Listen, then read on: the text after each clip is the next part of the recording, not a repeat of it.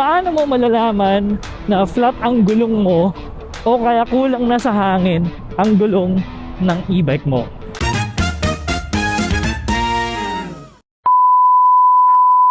What's up, kamusta mga ka-electric? This is EV Yahemoto, ang inyong lakwatsero at galang e-bike rider. So ngayon mga ka-electric, mga ka-EV, ang gamit natin is NXT Silo Pro S, ang bagong unit nila. Kumbaga ito yung version 2 ng NXT Silo Pro. So paano nga ba natin malalaman kung flat na yung gulong natin or kulang na yung hangin? Unang-una na mararamdaman nyo is mahina yung hatak, mahina yung arangkada, at mabagal ang takbo ng inyong mga e-bike. So bakit nyo mararamdaman na mahina yung takbo ng inyong e-bike or mahina yung arangkada? Unang-una, kayo rin naman kasi makakaalam kung ano yung performance ng mga e-bike na ginagamit nyo, kung gaano siya kalakas sumatak. So mararamdaman nyo may pagbabago, may pagbagal. So bakit may pagbagal? Kasi nga flat yung gulong mo or kulang yung hangin. Dahil yung gulong nyo po is dahil kulang siya ng hangin.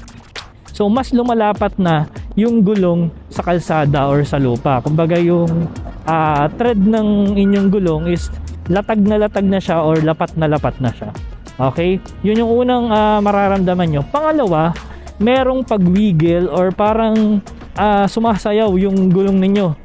Kumbaga hindi diretso yung takbo. Kung diretso lang yung takbo mo, mararamdaman mo hindi lang siya basta diretso yung takbo mo.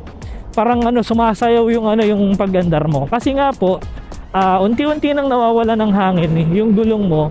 At the same time, may posibilidad na yung mismong gulong mo ay kumalas na sa mags mo or sa motor hub mo kung e-bike yung gamit mo. So ayan. So kanina kasi naranasan natin yun dito kay NXT Silo Pro S. Hindi naman siya na flat. Kumbaga kulang lang yung hangin ng gulong dahil parang isang linggo din mahigit mula ng hinanginan natin to, and may tendencies talaga na mawala ng hangin dahil nakaraan nung tayo ay bumiyahe naflatan tayo ng gulong, kasi naflatan talaga dahil nabubog siya. So buti na lang, so ito ang isasuggest ko, magdala kayo lagi ng tire inflator. Una, para kung malambot or kulang lang sa hangin yung gulong nyo ay mahanginan nyo agad, hindi na kayo hanap pa ng mga vulcanizing shop. At the same time, kung nabutasan kayo ng gulong, maganda na meron kayong tire sealer and inflator or meron kayong pamasak, meron kayong tire repair kit. Napakamura lang yan mga kaibiyahe, no?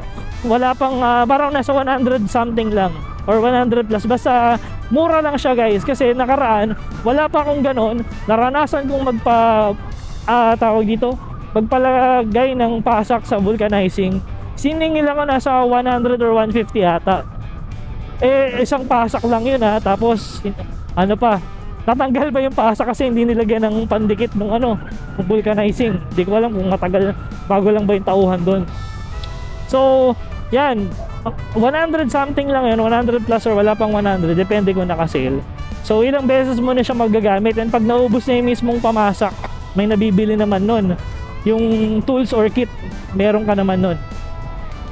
So ayun lang mga ka-electric, yan ang tips natin for today. Paano malalaman kung flat na yung gulong mo or kulang na ang hangin? Again, this is EV Yahemoto, ang inyong lakwatsero at galang e-bike rider. So ride safe, keep safe mga kaibiyahe.